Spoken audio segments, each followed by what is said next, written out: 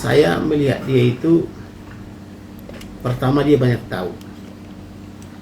Yang kedua, pertanyaannya dari mana dia tahu? Berarti ada kemungkinan informan atau narasumber. Termasuk juga dia mengomentari saya. Nah, gitu loh. Jadi ya harus diperiksa dia, apa keterangannya itu dapat dipertanggungjawabkan apa tidak. Oke. Nah, mungkin kan kita mau bertanya-tanya gitu ya Bang, apakah dia maksudnya bisa dipertanggungjawabkan atau enggak. Menurut Abang sendiri dari keterangan yang sangat meyakinkan ini, banyak betulnya enggak nih Bang menurut Abang? Menurut radar Abang gitu dan sebagainya. Kalau saya melihat dia banyak mengamati seperti Kapolri. Kemudian membuat penjelasan. Kalau menurut saya masih perlu diverifikasi tentang pengetahuannya dia itu. Tapi layak nggak dia ini diperiksa juga Bang dalam kasus ini? Layak, Bang. Tapi masalahnya kita nggak tahu siapa dia, karena hanya fotonya yang marak mengomentari pejabat negara, tapi tidak tahu siapa itu, kemana keberadaannya, apakah orang Indonesia, apakah orang luar negeri. Nah, katakanlah orang Indonesia tapi di luar negeri kan gitu. Kita juga kan tidak ada yang tahu gitu ya Bang, apakah dia memberikan semua pengetahuannya nih kepada penyidik dan sebagainya. Kalau menurut Abang sendiri, apakah dia memberikan bukti dan sebagainya ke penyidik atau mungkin masih seperti apa nih Bang? Kalau saya melihat dia itu ya hanya kata-kata dia aja. Karena dia tidak mungkin datang ke penyidik kan, tapi dia memberikan ulasan-ulasan dan disertai dengan video gitu. Oke. Pak, Bang, kemarin Ibtu Rudiana diperiksa nih di Propam, mungkin seperti apa melihatnya? Nah, boleh nanggepin dong Kak, mungkin Bu Widya nih di mata kalian atau bagi kalian ini seperti apa gitu lah? Iya, kalau menurut kami ya, siapapun yang bisa memberikan kesaksian atau bisa memberikan titik terang dalam kasus ini, ya harusnya kesaksiannya bisa dipertanggungjawabkan. Jangan hanya berbicara di media sosial. Silakan datang ke Polda Jabar. Justru Polda Jabar sudah membuka hotline untuk kasus ini. Silakan, apa yang betul-betul mereka ketahui, apakah itu bisa dipertanggungjawabkan dan apa buktinya, sehingga kasus ini juga tidak menjadi kemana-mana gitu loh. Kalau memang dia punya bukti, punya saksi yang kuat, punya argumen yang kuat, silahkan datang ke Polda Jabar. Jangan hanya bercuap di media sosial. Itu justru membuat argumen-argumen netizen jadi kemana-mana gitu ya. Kami tidak menutup akses gitu. Kalau memang Bu Widya merasa ada kesaksiannya bisa dipertanggungjawabkan, ya silahkan. Ya kan, berunding dengan kami, itu bisa membuat titik terang kasus ini atau enggak. Nah, kalau memang bisa, ayo sama-sama kita pertanggungjawabkan di Polda Jabar. Seperti itu, jangan hanya berucap-berucap di media sosial aja yang akhirnya menggiring opini yang jadi kemana-mana. Misalnya membahas Ibu Widya itu bukan emak-emak biasa, dia itu aktivis. Sejak 98 dia sudah membahas kasus-kasus HAM, pelanggaran-pelanggaran HAM, keadilan untuk rakyat kecil yang tertindas dalam kasus HAM. Dia juga adalah orang yang memperjuangkan keadilan untuk rakyat. Jadi nggak heran kalau Mbak Widya itu ya, dia itu memang aktivis. No.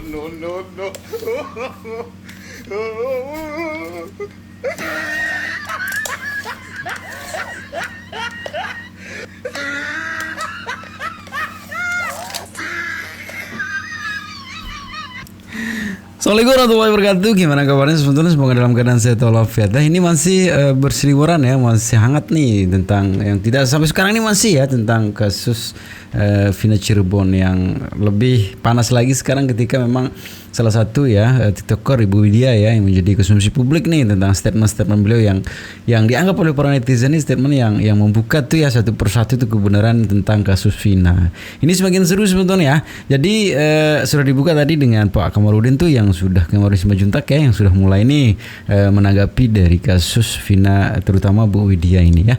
Kita lanjutin saja ini sekarang tanggapan-tanggapan dari Bu Widya tentang video-video yang berseliweran yang menyangkut pautkan tentang dia ya. Jadi gimana video sebentar, kita lanjutkan saja, ini dia.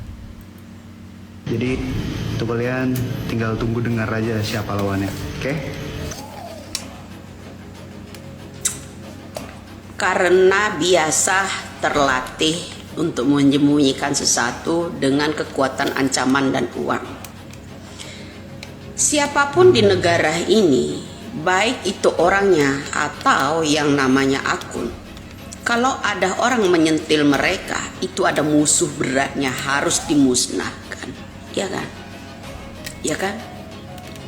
Jadi dari nada-nada pembicaraan aja, kalau nurani saya berkata, kalian sudah terbiasa dihajarkan dengan hamburkan uang untuk membayar orang-orang.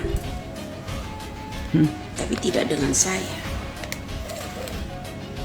Saya semoga aja Allah menunjukkan titik terang ini dari nada-nada manusia-manusia selalu punya ancaman keras dari ucapannya meskipun berlagak santun. Ini berbahaya buat saya, berbahaya bagi saya ya. Kenapa? Karena mereka sering dicikoki, udah kebiasaan mencicipi uang-uang yang digunakan mereka itu untuk menghabiskan banyak orang, menenggelamkan banyak orang. Jadi inilah, kalau dulu Bapak Bung Karno bilang lebih susah melawan penjajah di negara kita daripada penjajah Belanda dan Jepang. Itu kata Bapak. Terus ini nyata-nyata. Karena apa? Kami sulit sekali melawan orang-orang yang kebal hukum yang terbiasa bermain uang agar memusnahkan orang-orang di Indonesia ini yang berkata benar, apalagi mengangkat kejujuran.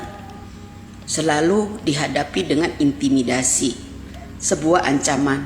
Apa yang dipermainkan?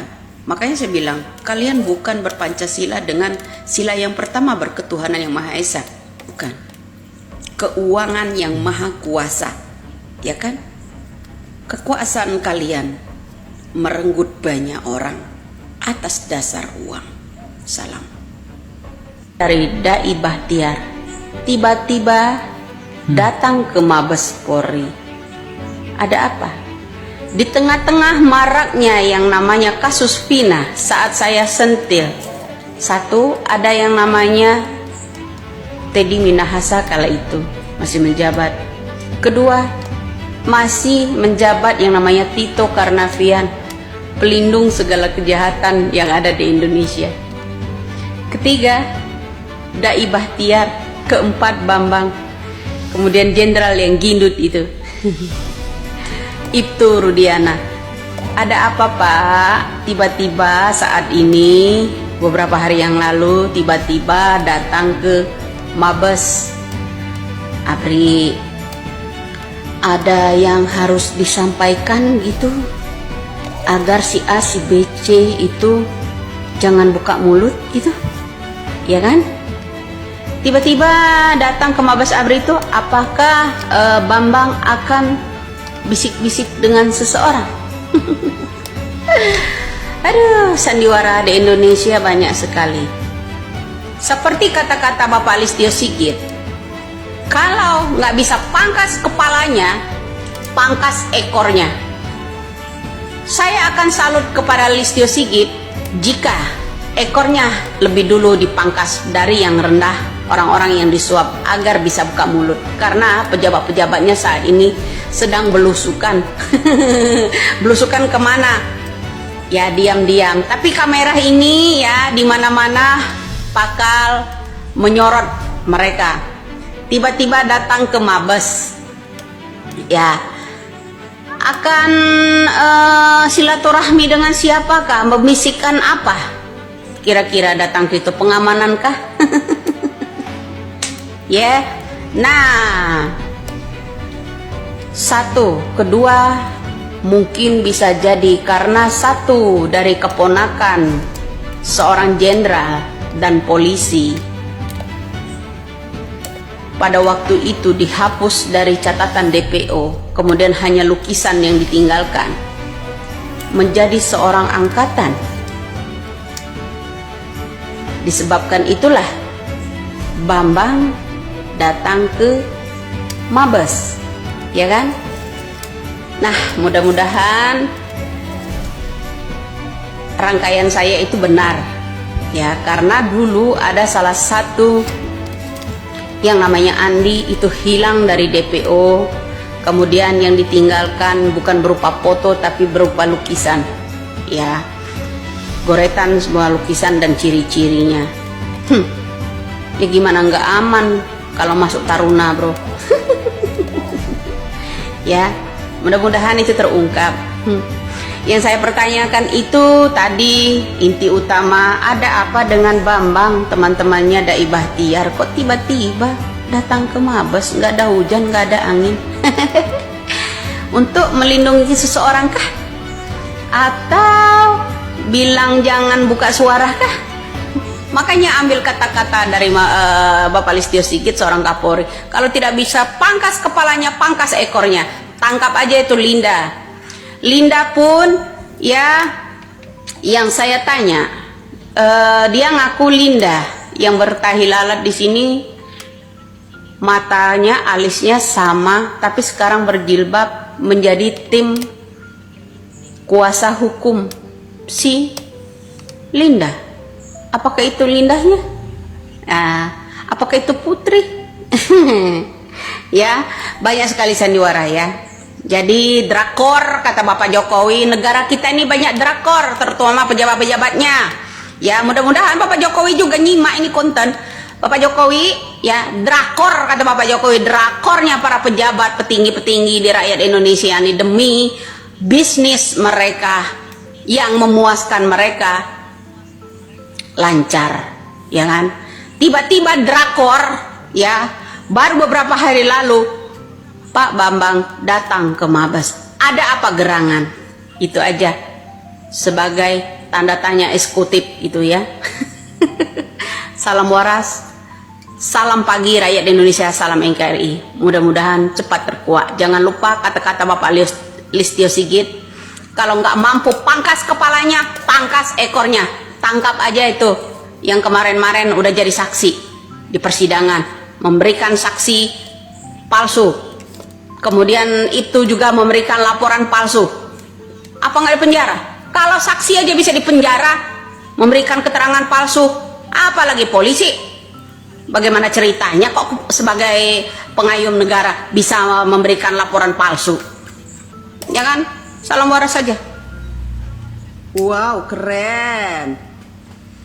Guys, ada orang mulai mengincar akun kita, tapi saya ulangi, karena saya meminta bahwa seorang orang tuanya dari Iki itu orang kuncinya harus disidik ulang, kemudian bupatinya, mantan jenderal tersebut, dan anak-anak geng motor tersebut, periksa ulang yang namanya rekeningnya, ya kan?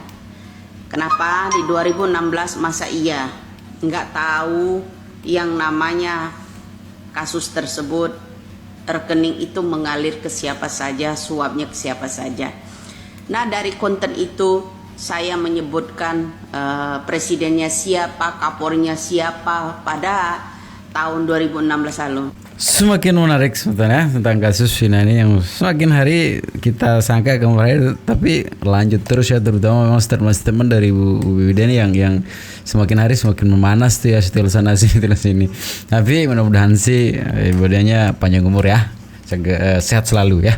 Jadi segitu aja videonya sebenarnya, semoga videonya bisa memberikan clue baru juga ya. Tetap jaga persatuan kita ya, tetap, dan jangan cepat termakan hoax ya. Segitu video sebenarnya. Assalamualaikum warahmatullahi wabarakatuh.